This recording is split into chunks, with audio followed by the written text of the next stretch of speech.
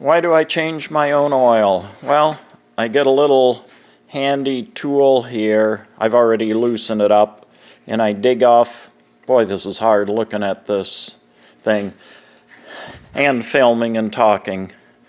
I'm glad I'm not chewing gum or I'd really be in trouble. Okay, get this sharp little guy. I pry out the gasket on the top. He goes in the trash. Then I take this, it's basically a pipe cutter. Maybe I can set him down and give you a better picture of him. There we go. I bought him from Caterpillar. I would think that you could just use a regular pipe wrench and you cut off the top like you would with a pipe wrench. And this I put in the metal recycling. Then they have their pressure bypass, where if your oil filter, excuse me, plugs with oil, this is your pressure relief.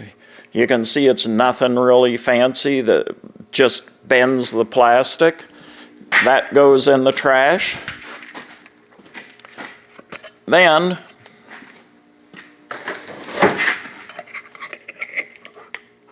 you can pull out the filter. What I do with the filter is drain it, and if I can see anything sparkly in there, I'll cut it here and unwind the pleats, and I can get a really nice look inside. Then, next step, I don't know how well you're going to see this. You can see there's oil in it. There's nothing really nasty in the thing. But anyway, I'm going to take him over to my drain pan. I got a 5-gallon pail, a wash tub with a drain, and screen I got out of a house demo, and I let my filters drain there. So now,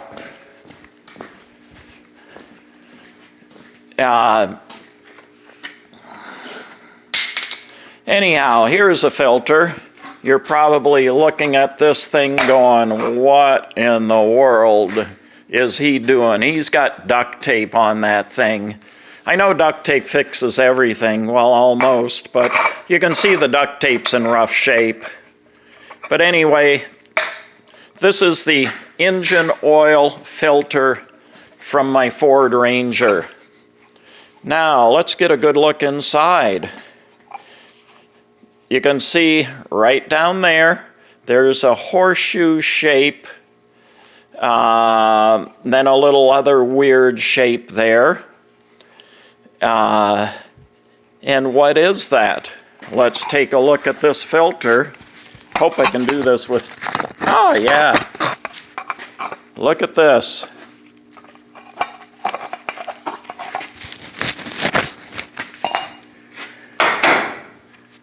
Two magnets. So, the oil filter didn't catch that stuff. And you're probably saying, gee, that's horrible. Your engine's going to fail. None of the above. I have a lot of professionals say, oh, your oil needs changing. There's only one way you know if your oil really needs changing. And that is, you take a sample and you send it into a lab. I sent a sample of this oil into the lab, and the oil was still clean after 3,000 miles. So I could have gone farther on the oil change. So when you cut your filters apart, like I did here, you can tell if there's a failure coming up, or if there's something fishy going on. If you got antifreeze in there, it'll show up in the filter. A lot of other things. So I hope this helped someone. Oh, before I sign off, on my Mac engine, the oil sample was coming back with a trace of antifreeze in the oil. And a trace of antifreeze, which is in parts per million, is barely detectable. But anyway, this went on for about 4 or 5 years. And then finally, one time, it came up and said,